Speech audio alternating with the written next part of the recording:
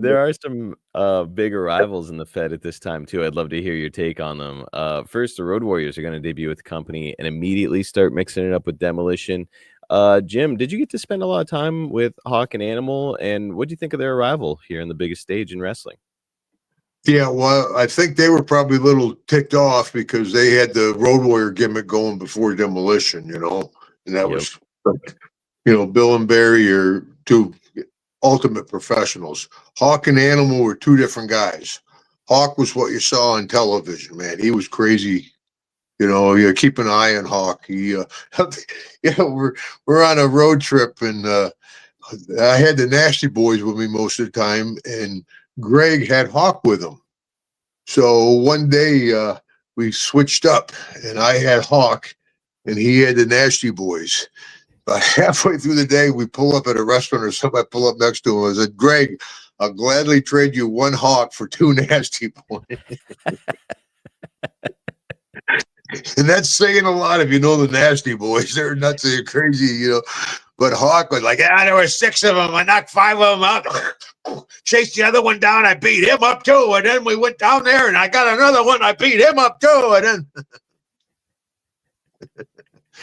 where were the toughest people in Minnesota? I tell you, Robbinsdale. I'm like, yeah, I know. Got me off at the gym. He went AWOL in England right after. I was just gonna ask about that. Yeah, everybody's party. He went up before SummerSlam at Wembley, and he got so screwed he could barely make the show. He was out with a biker, and it was out with a bunch of bikers, and they when they said just take one. In England, just take one.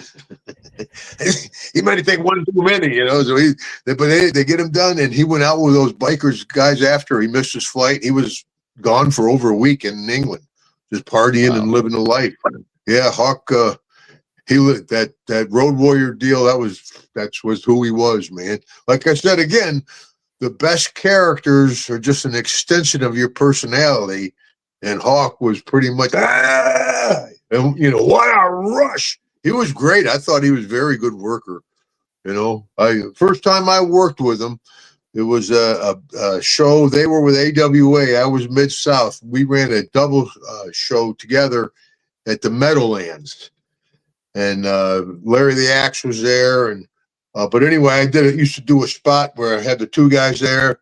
And I'd be a bum, ho, boom, run their heads together, Standard spot I do with tag team people. I never worked with Hawk and Animal. And then we're at the Meadowlands, the place is hopping, my bum, fatal.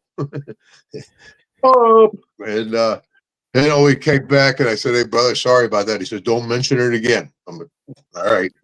Didn't mention it again. So. And he didn't give you a receipt down the road? No.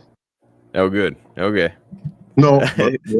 Well, brother, back then I was kind of wild, man. I was about 300 pounds, I had a 505 bench. I used to go a lot. Me and Gordy, man. And a lot of those muscle guys, a lot of those big muscle guys, they got little tiny wrists and little tiny fingers, And we're size 20 ring. You were nobody to piss with, that's for sure. You said you were benching 500 around that time, right? That 505, yeah. At a competition, Magnum TA was there, yeah.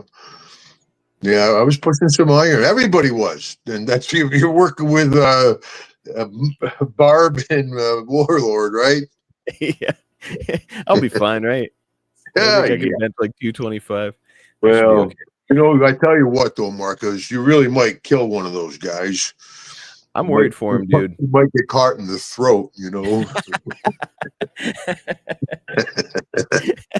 They're not going to show up. It'll be fine. Joe was, everybody says he was kind of like the more put together of the two, right? Like if you wanted to kind of really lay out the match and speak to the voice of reason. Yeah, Joe was business. Joe was the head of the two guys, and he had a family. I think Hawk had a family too, but yeah, Hawk was the crazier of the two. That's without question. And Joe was always business.